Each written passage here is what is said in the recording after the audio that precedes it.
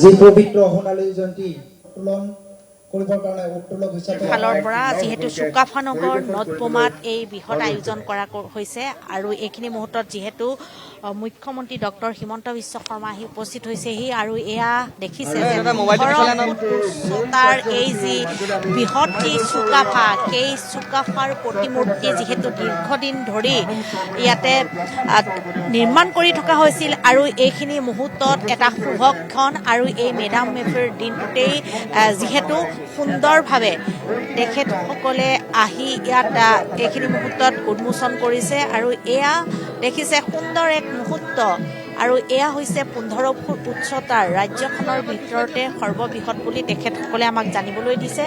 আৰু এয়া এক শুভক্ষণ আৰু এইখিনি মুহূৰ্তত ডক্টৰ হিমন্ত বিশ্ব শৰ্মা আহি ইয়াত উপস্থিত হৈ নিজ হাতেৰে এই যি চুকাফাৰ প্ৰতিমূৰ্তি সেই প্ৰতিমূৰ্তি তেখেতসকলে উন্মোচন কৰিছে আৰু লগত আছে কেন্দ্ৰীয় মন্ত্ৰী পবিত্ৰ মাৰ্ঘেৰিটা সুন্দৰ এক মুহূৰ্ত কাৰণ সকলোৱে গম পায় যে বৃহত্তৰ গুৱাহাটী কেন্দ্ৰীয় মেডাম মেফি উদযাপন সমিতিয়ে প্ৰত্যেক বছৰে সুন্দৰভাৱে ইয়াত মেডাম মেফিৰ আয়োজন কৰে যি পৰম্পৰা ৰক্ষা কৰি পূৰ্বপুৰুষসকলৰ আচলতে তেওঁলোকে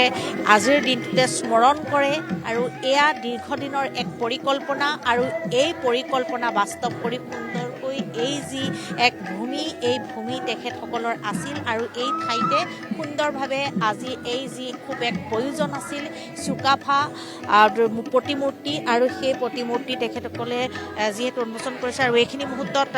মুখ্যমন্ত্ৰীগৰাকীয়ে ভাষণ প্ৰদান কৰিব কাৰণ আজিৰ দিনটো তেখেতৰ আৰু অন্যান্য কাৰ্যসূচী আছে গতিকে এইখিনি মুহূৰ্তত এই যি নদবোমা এই নদবোমাৰ পৰা তেখেতে ভাষণ দিব মেডাম মেফিৰ আৰু এইখিনি মুহূৰ্তত দেখিছে যে সুন্দৰ এক আয়োজন আৰু বিভিন্ন প্ৰান্তৰ পৰা আহিছে আমি পোনপটীয়াকৈ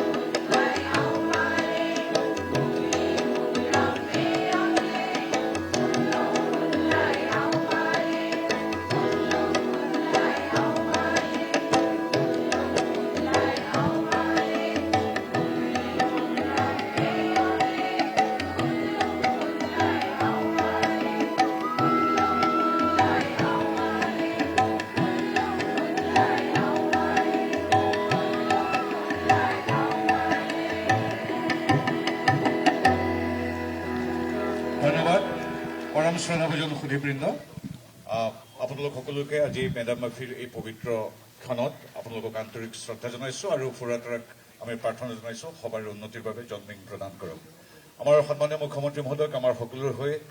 ধন্যবাদ জনাইছোঁ তেখেতক আজিৰ পৰা প্ৰায় 1.5 বছৰ আগতে যেতিয়া কৈছিলোঁ যে 797 বছৰ তেতিয়া 796 বছৰ হৈ গ'ল চাওলুং চুকাফাই অসম ভূমিত পদাৰ্পণ কৰি বৰ অসম গঢ়া কিন্তু ৰাজ্যৰ ৰাজধানীত পূৰ্ণাবয় ভূউচ্চ এটা প্ৰতিমূৰ্তি মহান অসম গঢ়োতা আমাৰ পিতৃপুৰুষগৰাকীৰ নাই তেতিয়া মুখ্যমন্ত্ৰী ডাঙৰীয়া আচৰিত হৈছিল কৈছে বিভিন্ন সাংবিধানিক পদত তোমালোকৰ জ্ঞাতি কুটুম্বৰ পৰা আদি কৰি বহু লোক বহি গ'ল কিয় সঁচাকৈ নাই নেকি গুৱাহাটীত চাওলুং চুকাফাৰ এটা সুউচ্চ পূৰ্ণাবয় প্ৰতিমূৰ্তি তৎক্ষণাত তেখেতৰ আনটাইড ফাণ্ডৰ পৰা আমাক অৰ্থ ৰাখি দিছিল আৰু এইটো 797 বছৰ পিছত আজি অসমৰ ৰাজধানীত প্ৰথমটো সুউচ্চ পূৰ্ণাবয় ৰাজসিংহাসনত অধিষ্ঠিত চাউলুং চক্ৰৱৰ্তী তেখেতৰ সহযোগত আমি স্থানীয় ৰাইজৰ সহযোগত আমি নিৰ্মাণ কৰিবলৈ সক্ষম হৈছোঁ। ইয়াত মুখ্যমন্ত্ৰী মহোদয়ৰ নিৰ্ধাৰিত পুঁজি, মোৰ ৰাজ্যসভাৰ সাংসদৰ পুঁজি আৰু আমাৰ টাই আহোম উন্নয়ন পৰিষদৰ পুঁজিৰে আমি 1.5 কোটি টকাৰ এটা প্ৰকল্প কৰি আছোঁ, বিভিন্ন ধৰণৰ আন্তঃগাঁথনিমূলক উন্নয়ন। সেইখিনিৰ লগতে এগৰাকী গৌৰৱী অসমীয়া আৰু কৃতজ্ঞ আহোম হিচাপে তেখেতক মই এগৰাকী তেখেতৰ অনুজ সতীৰ্থ হিচাপে এইকাৰণে ধন্যবাদ জনাইছোঁ। চাউলুং চুকাফাৰ প্ৰতিমূৰ্তিৰ পৰা আদি কৰি প্ৰতিটো জাতি জনগোষ্ঠীৰ লগতে কেৱল চাউলুং চুকাফাই নহয়, আমাৰ চৰাইদেউ বিশ্ব ঐতিহ্য ক্ষেত্ৰ প্ৰদানৰ পৰা ৰংঘৰ প্ৰকল্পলৈকে, লাচিত বৰফুকনৰ সুউচ্চ প্ৰতিমূৰ্তিৰ পৰা আমাৰ মলুমসকলক সন্মান যচালৈকে প্ৰত্যেকটো ক্ষেত্ৰতে প্ৰতিটো জাতি জনগোষ্ঠীৰ দৰেই বৰ অসম গ্ৰহত আহোম জনগোষ্ঠীৰ বাবে তেখেতে যিখিনি অৰিহণা যোগাইছে, এগৰাকী গৌৰৱী অসমীয়া কৃতজ্ঞ আহোম হিচাপে মই তেখেতক ধন্যবাদ জনাই ফুৰাটাৰ ওচৰত তেখেতৰ মংগলময় আৰু সফল জীৱনৰ বাবে কামনা কৰি আপোনালোকৰ সবাকেই শুভেচ্ছা বিচাৰিছোঁ। ধন্যবাদ। এয়া মুখ্যমন্ত্ৰী মহোদয়লৈ মাইক্ৰফোন আগবঢ়াইছোঁ। ভাৰত চৰকাৰৰ সন্মানীয় মন্ত্ৰী পবিত্ৰ মাৰ্ঘেৰিটা ডাঙৰীয়া, আমাৰ সাংসদ প্ৰদান বৰুৱা ডাঙৰীয়া, মেডাম মেফি সমিতিৰ সভাপতি নিতুল গগৈ ডাঙৰীয়া, সুনীল কুমাৰ গগৈ ডাঙৰীয়া, নবীন হাতীমৰীয়া ডাঙৰীয়া, ধ্ৰুৱ নাৰায়ণ ফুকন ডাঙৰীয়া, নিৰুদ্ধ বৰগোহাঁই ডাঙৰীয়াকে আদি কৰি আজিৰ এই পবিত্ৰ দিনটোত সমবেত ৰাইজ, আই মাতৃসকল আৰু যুৱক যুৱতী, বন্ধু বান্ধৱীসকল, আজি পবিত্ৰ মেডাম মেফি উপলক্ষে মই টাই আহোম জনগোষ্ঠীৰ লগতে সমগ্ৰ ৰাজ্যবাসীক আন্তৰিক অভিনন্দন জ্ঞাপন কৰিছোঁ। এই শুভ দিনটোত বৃহত্তৰ গুৱাহাটী কেন্দ্ৰীয় মেডাম মেফি উদযাপন সমিতিৰ এই প্ৰাংগণত বৰ অসমৰ ভেটি গৰুতা স্বৰ্গদেউ চাউলুং চুকাফাৰ প্ৰতিমূৰ্তি উন্মোচন কৰিবলৈ পাই মই নিজকে সৌভাগ্যৱান বুলি অনুভৱ কৰিছোঁ। 13 শতিকাৰ আৰম্ভণিতে স্বৰ্গদেউ চাউলুং চুকাফাৰ নেতৃত্বত টাই আহোমসকলৰ আগমনে অসমৰ সামাজিক সাংস্কৃতিক জীৱন তথা অসমীয়া জাতিৰ ইতিহাসত এক নতুন অধ্যায়ৰ আৰম্ভণি কৰিছিল।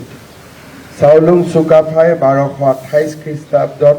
সৈন্য সামন্ত লগত লৈ পাটকাই পৰ্বত পাৰ হৈ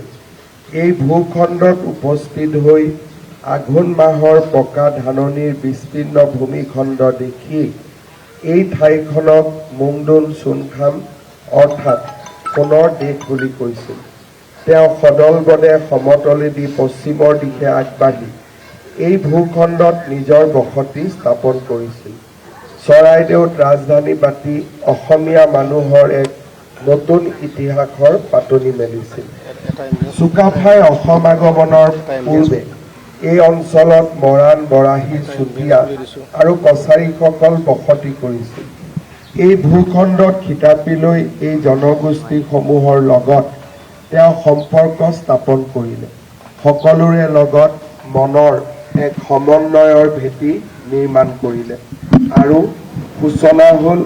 অসমীয়া জাতীয় পৰিচয় আৰম্ভণি। আৰু আমি তেতিয়াৰ পৰা আজিলৈকে আমাৰ জাতিটোৰ এই বৰ্ণিল ইতিহাসৰ বিষয়ে আমি সকলোৱে অৱগত। আমাৰ সংঘাত, আমাৰ সম্পদ, আমাৰ উচ্চ মুহূৰ্তবোৰ আৰু কেতিয়াবা বিষাদৰ মুহূৰ্তবোৰ, এই গোটেইবিলাক আমি সকলোৱে একেলগে সাক্ষী হৈ আছোঁ। যেতিয়া আমি সঁচাকৈয়ে আমাৰ জাতিটো আগবাঢ়ে, আমি চাউলুং চুকাফাৰ প্ৰতি শ্ৰদ্ধা জনাওঁ আৰু জাতিটোত যেতিয়াই কষ্ট হয়, দুখ হয়, তেতিয়া আমি স্বৰ্গদেউ চাউলুং চুকাফাৰ পৰা প্ৰেৰণা লাভ কৰিবলৈ প্ৰচেষ্টা কৰোঁ। আমাৰ জাতীয় জীৱন আৰু বৰ অসম নিৰ্মাতা স্বৰ্গদেউ চাউলুং চুকাফা আমাৰ সকলোৰে প্ৰেৰণাৰ প্ৰতীক আৰু আমাৰ বাবে এক সৰ্বকালৰ আদৰ্শ। তেখেতৰ এটি পূৰ্ণ অৱয়ৱৰ প্ৰতিমূৰ্তি সিংহাসনত অধিষ্ঠিত হৈ থকা এই প্ৰতিমূৰ্তিটো আজি মেডাম মেফিৰ এই পবিত্ৰ দিনটোত উদ্বোধন কৰিবলৈ পাই মই সঁচাকৈয়ে আনন্দিত, গৰ্বিত আৰু নিজকে সৌভাগ্যৱান বুলিও অনুভৱ কৰিছোঁ। আজিৰ পৰা কিছু বছৰ আগতে মই এই অঞ্চললৈ আহোঁতে বা মেডাম মেফি অনুষ্ঠানত যোগ দিবলৈ আহোঁতে আমাৰ গুৱাহাটীৰ টাই আহোম জনগোষ্ঠীৰ লোকসকলক এই সমগ্ৰ ক্ষেত্ৰখনৰ উন্নয়নৰ পৰামৰ্শ দিছিলোঁ। আমাৰ বাবে আনন্দৰ বিষয় যে আমাৰ কেন্দ্ৰীয় মন্ত্ৰী পবিত্ৰ মাৰ্ঘেৰিটাই বৃহত্তৰ গুৱাহাটী কেন্দ্ৰীয় মেডাম মেফি উদযাপন সমিতিৰ সৈতে হাতত হাত ধৰি এই ক্ষেত্ৰখনৰ উন্নয়নৰ বাবে কাম কৰিছে। মই অত্যন্ত আনন্দিত যে আজি লাহে লাহে এই ক্ষেত্ৰখন আমাৰ পৰিৱৰ্তন আৰু সৌন্দৰ্য বৃদ্ধিৰ দিশত আগবাঢ়িছে। গুৱাহাটীলৈ তেতিয়াই সেই বছৰতে মই কৈ গৈছিলোঁ যে গুৱাহাটীলৈ কোনোবা ব্যক্তি আহিলে আমি 600 বছৰীয়া আহোম বুৰঞ্জীৰ বিষয়ে জনাব খুজিলে লৈ আহি দেখুৱাবলৈ আমাৰ হাতত একোৱে নাছিল। আজি অন্তত নৰ্থ-ব্ৰহ্মাত এই ক্ষেত্ৰখনৰ উন্নতিয়ে আমাক সেই সুবিধা প্ৰদান কৰিব। নিতুল গগৈ ডাঙৰীয়াই মোক এই ক্ষেত্ৰখনৰ বাবে এখন সম্পূৰ্ণ ক্ষেত্ৰখন সামৰি এখন ৱাল আৰু আন বিভিন্ন উন্নয়নমূলক কামৰ বাবে সহযোগিতা আগবঢ়াবলৈ অনুৰোধ কৰিছে। পবিত্ৰ মাৰ্ঘেৰিটা আৰু মই লগ লাগি এই ক্ষেত্ৰখনৰ বাবে আৰু 2 কোটি টকা আমি অনুমোদন দিম, যাতে ইয়াৰ অভাৱ অভিযোগবোৰ আপোনালোকে পৰ্যায়ক্ৰমে দূৰ কৰিব পাৰে। পুনৰ এবাৰ মই সকলোকে মেডাম মেফিৰ আন্তৰিক শুভকামনা আৰু আমাৰ পূৰ্বপুৰুষসকলৰ প্ৰতি যিসকলে এই জাতিটো নিৰ্মাণ কৰি থৈ গ'ল সকলো পূৰ্বপুৰুষৰ প্ৰতি মই শ্ৰদ্ধা জনাই মই মোৰ চমু বক্তব্য সামৰণি মাৰিছোঁ। ধন্যবাদ। जिंदाबाद जिंदाबाद जिंदाबाद डॉक्टर हिमंत बिश्व शर्मा डांगरिया जिंदाबाद जिंदाबाद जिंदाबाद डॉक्टर हिमंत बिश्व शर्मा डांगरिया जिंदाबाद जिंदाबाद जिंदाबाद সবাই যাব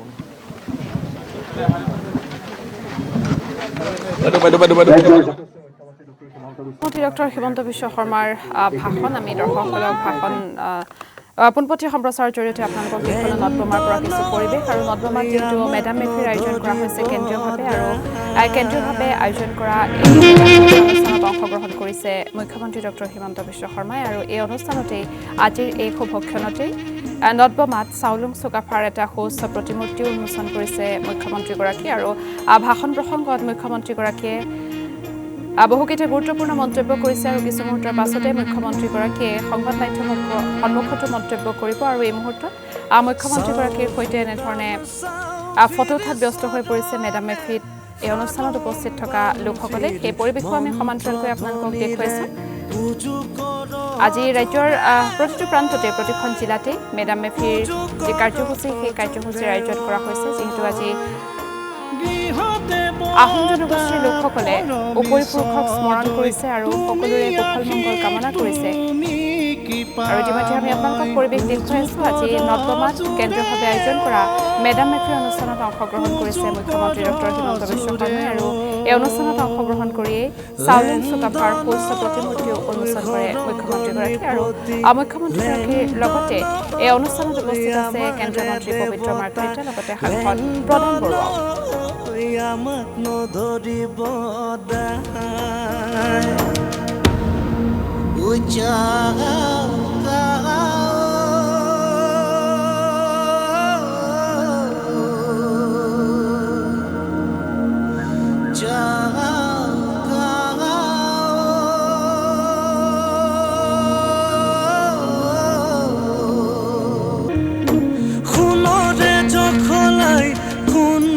খুনলাই ময়ং কাঙলৈ